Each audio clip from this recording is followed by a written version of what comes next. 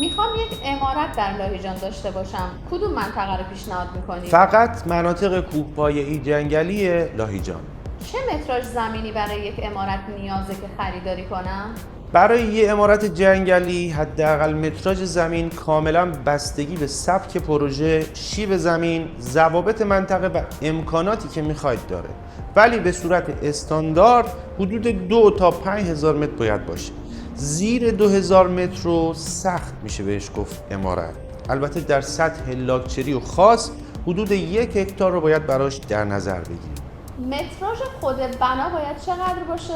برای اینکه بتونیم اسم عمارت روی ساختمونی بذاریم خیلی از عوامل توش تاثیر داره، مثل ارتفاع سقف، لابی، محوطه، سبک کار و عوامل دیگه. اما حداقل متراژ بنا باید بین 500 تا 800 متر باشه. یه عمارت لوکس هم که حدود 1000 تا 2500 متر بنا میتونه داشته باشه. چند ماهه میتونید بهم تحویلش بدید؟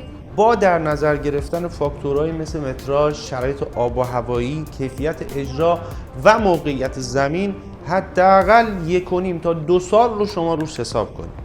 مناطق پیشنهادی شما 0 تا 100 یه همچین عمارتی چقدر برام هزینه برمیداره؟ بازم بسته به خاص بودن و نوع نیاز شما متفاوته، ولی حداقلی ترین هزینه برای داشتن یه عمارت بین 70 تا 80 میلیارد.